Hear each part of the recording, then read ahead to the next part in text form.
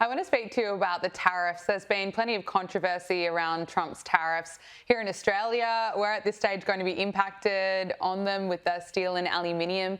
And of course, they're not really seen as a good thing, but it's interesting to watch this play out. Ontario's Premier backed down in the trade war. He said that he was temporarily suspending his planned 25% surcharge on electricity exported to the US after Howard Lutnick agreed to renew trade talks. And of course, his decision came after the president threatened to double tariffs on Canadian steel and aluminium. What's your reaction to all this? How are people in America feeling about the trade war?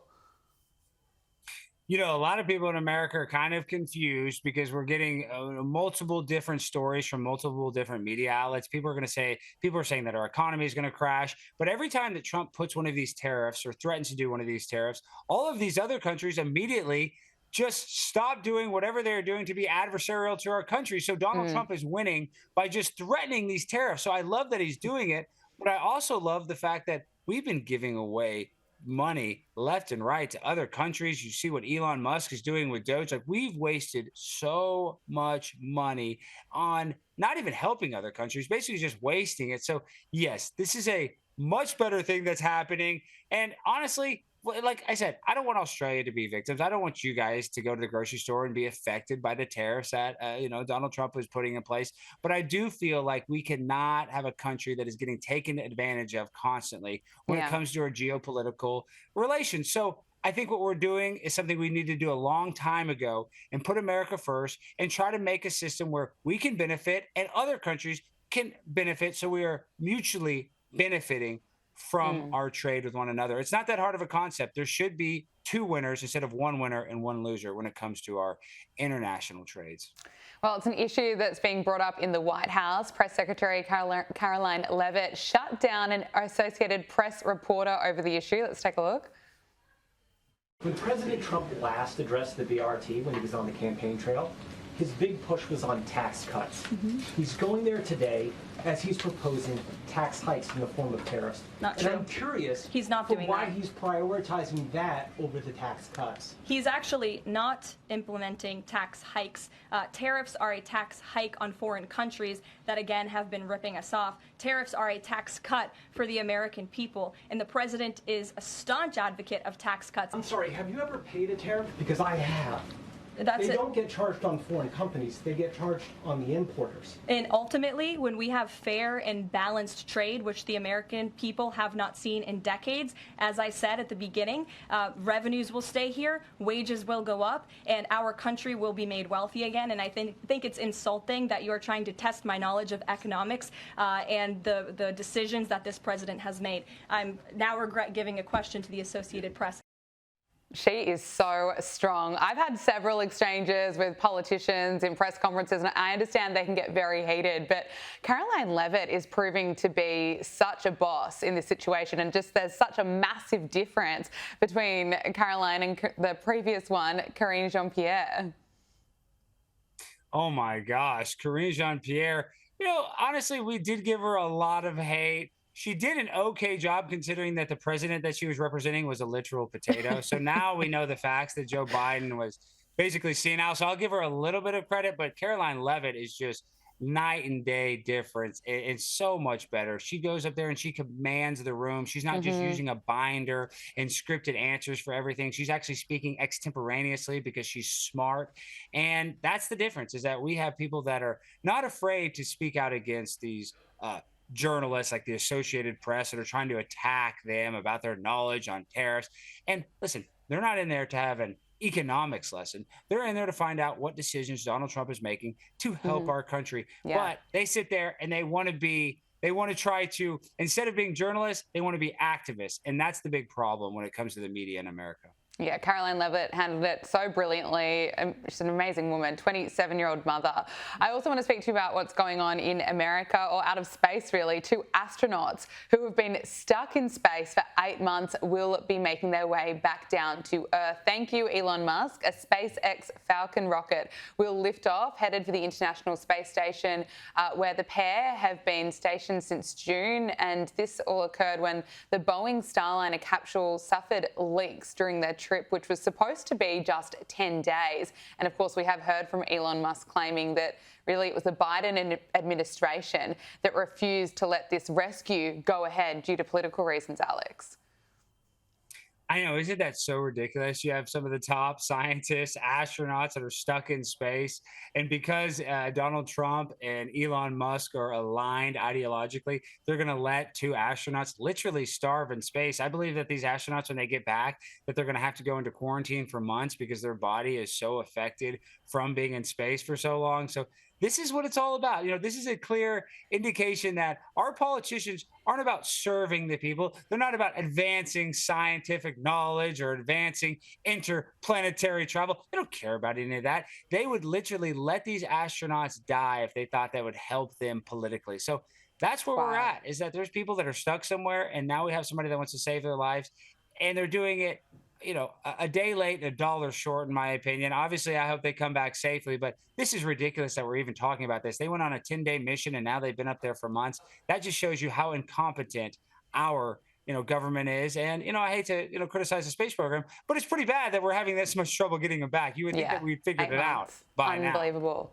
I know, absolutely right. It's hard to even fathom that someone can be stuck up there for that amount of time, but thankfully they are returning.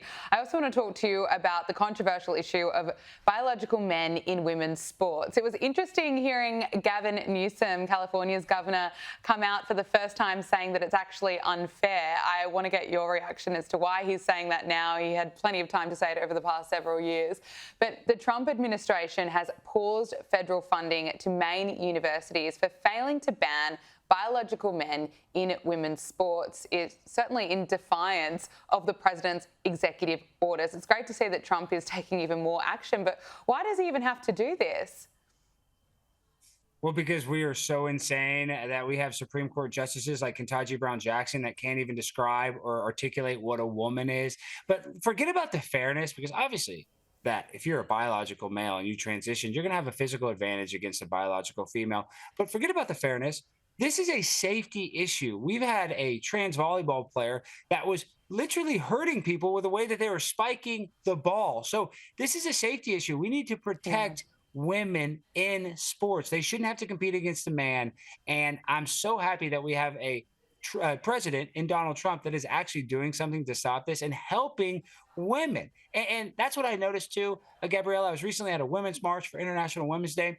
And you know who was leading that march? It was transgenders. It was a bunch of transgender women. I couldn't believe that's where women, need to get their guidance from at a women's march, is from a few transgenders that have gender dysphoria. So, if you're an adult, you want to be transgender, that's great, but you shouldn't get the opportunity in high school to compete against biological females. It just doesn't make sense. No. And finally, we are getting some common sense from Gavin Newsom, but now he's getting backlash from it from the LGBTQI plus community. So we'll see how other Democrats, whether they're going to come on board with his position as well, or if they're going to keep trying to be as woke as possible. But Alex, there's been a big case that you are involved in. You filed a federal civil rights lawsuit in 2022 against Dallas County Commissioner John Price, Dallas County Judge Clay Jenkins, and a trio of county marshals after you were removed, essentially kicked out from a meeting from the Dallas County Commissioner's Court. We have that vision of you getting thrown out. Let's take a look. Faces, professors, ex-boyfriends. Excuse me. Yeah. You're not allowed to admonish members of this court.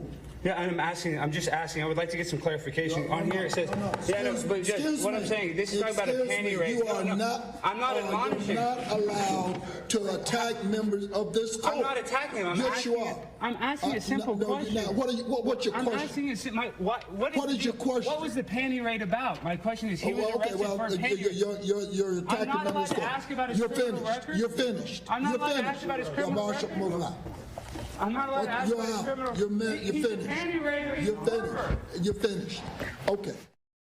Wow, so you were essentially kicked out for seeking clarification about allegations about Jenkins, who was running for re-election at the time. So you've been arguing that this really violates your free speech as well as the court's own rules. Has a verdict been handed down? Gabriella, I'm sick to say this. We just got back from federal court today, and because they are elected officials, they have a thing that is called qualified immunity. So now, even though they did admit that they kicked me out and that they didn't even follow the rules, that an elected official is granted a little bit of leeway when they do make a mistake, and that we had to prove that they intentionally limited my free speech because of my viewpoint, which is obvious because he's a liberal candidate and I'm Yeah. conservative. So they ruled not in my favor, but we have already filed our appeal. So now we're going to take it up to the Fifth Court Circuit. So the journey still goes on. It's been a 3-year journey, and all they have to do is let me speak for 3 minutes. I've sued a lot of other jurisdictions. I've sued New York in one. I've sued Plano, Texas in one.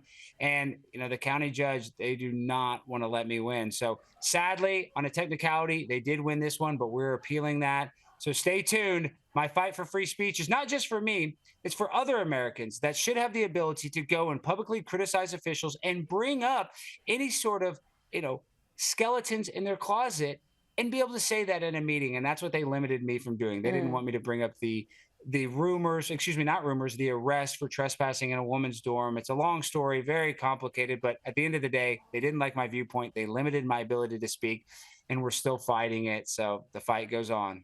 Well done for fighting it, and it's already been a long road and you're going to keep fighting. And is that why it's not just about this case? You're really fighting for free speech here. Well, 100%, because like I said, I'm not trying to virtue signal. I'm not doing this for you. I don't care if you're conservative. I don't care if you're liberal. We should be able to go and criticize our elected officials, and they shouldn't have this thing called qualified immunity where they can just kick you out and say, oopsie poopsie, I did it on a mistake. So we need to hold our elected officials accountable, and we need to make our elected officials realize that they are voted on and they are elected to work for us and not the other way around. They're not meant to go to these meetings and work against us and limit our ability to speak freely. So sadly, the First Amendment did take a loss today, but the fight goes on. We're going to take it up to a higher court, and we are definitely eligible for the appeal. So just stay tuned. The journey, sadly, I thought I was going to get some closure today, but it looks like the fight must go on.